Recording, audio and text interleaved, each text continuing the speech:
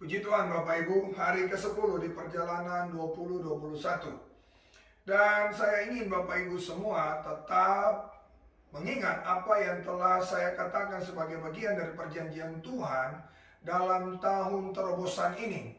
Kita diminta fokus kepada 4 hal, fokus untuk hidup benar, fokus kepada jiwa-jiwa terhilang, fokus kepada saat-saat teduh kita, dan fokus kepada proses dan bukan hasil. Dan khusus di bulan Januari kita akan belajar bagaimana untuk fokus hidup benar. Minggu lalu kita belajar bagaimana hidup dalam kekudusan, mengembangkan akan level kekudusan kita. Kita tidak bisa bermain-main dengan dosa. Kita harus say goodbye buat dosa. Dosa bisa datang, tapi kita harus berkata tidak kepada dosa. Dan di minggu ini kita belajar untuk bagaimana bisa mengupgrade ketaatan kita. Hidup dalam ketaatan itu bicara tentang fokus hidup benar.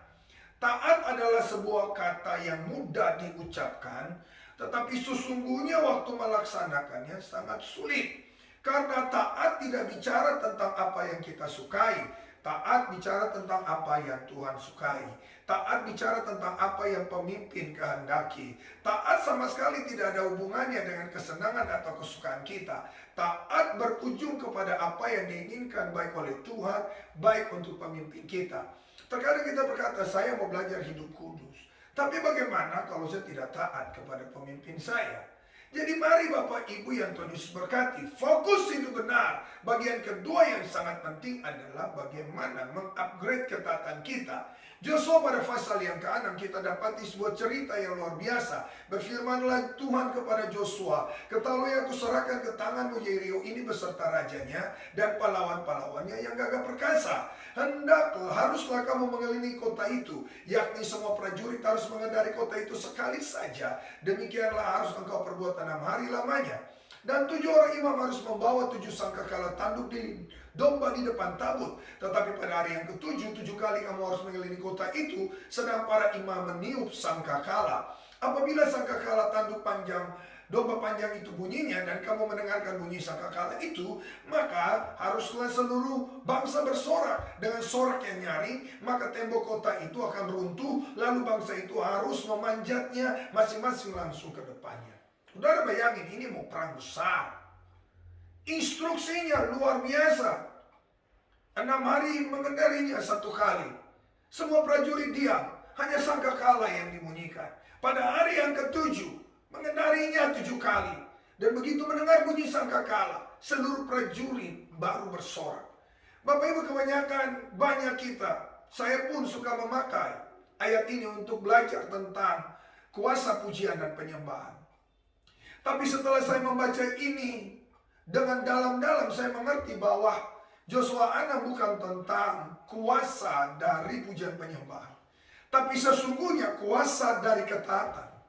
Ketaatanlah yang membuat pujian Israel di hari ke-7 meruntuhkan tembok Yeriko. Andai kata mereka tidak taat, saya percaya biar mereka bersorak sampai suara habis pun, tidak akan pernah terjadi mujizat. Allah bertata di atas puji-pujian. Yes, puji-pujian yang dibarengi dengan sikap hati yang taat, maka akan berujung kepada mujizat. Setiap orang bisa menyembah Allah, setiap orang bisa memuji Allah. Tetapi yang melahirkan yang ilahi, yang melahirkan yang mujizat, hanyalah yang dibarengi dengan ketaatan. Dalam hidup kita lihat ada 2 hal besar tentang ketaatan yang dibangun oleh kita masing-masing. Yang pertama saya sebut sebagai ketaatan yang normatif. Seperti di Bilangan 13, di Bilangan 14. 12 pengintai begitu taat disuruh Musa. Tetapi setelah mereka melihat kondisi, apa yang terjadi? Mereka pulang, mereka memberontak. Mereka pulang, mereka berkata tidak bisa masuk Kanaan. Ini adalah ketaatan normatif. Ketaatan yang dibangun berdasarkan logika. Kebenaran, ketaatan yang dibangun berdasarkan apa yang dia anggap benar. Dan ini sama sekali nggak masuk hitungan secara Alkitab.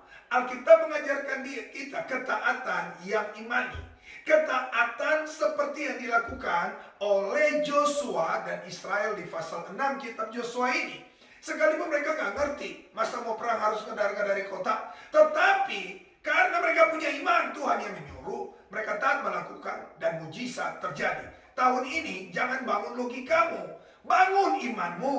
Di dalam imanmu tumbuh ketaatanmu. Bukan berarti logika tidak penting, tetapi yang membawa kita ke sorga bukan logika. Yang bawa kita ke sorga adalah iman. Lukas 18 ayat 8. Jika anak manusia datang, apakah dia mendapati iman di bumi? Mari jemaat, belajar mengembangkan ketaatan yang imani. Bukan tentang yang kita sukai, bukan yang kita anggap benar, tetapi apa yang Tuhan anggap benar, apa yang pemimpin kita nyatakan sebagai suara Tuhan. Belajar taat untuk melakukannya, maka tahun terobosan akan mengguncang hidupmu. Dia sebagai master of breakthrough, Allah yang menerobos keluargamu, Allah yang menerobos rumah tanggamu. Dia melakukan yang luar biasa bersamamu. Fokus, hidup benar, belajarlah mengupgrade ketaatanmu. Amin. Bapa di surga, inilah doaku.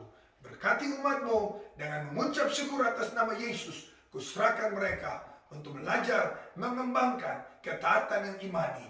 Bukan tentang yang kami mau, bukan yang tentang apa yang kami inginkan, tapi apa yang Bapa dan pemimpin kami inginkan. Kami belajar untuk melakukannya. Dalam nama Yesus, berkatku untuk umatmu. Amin.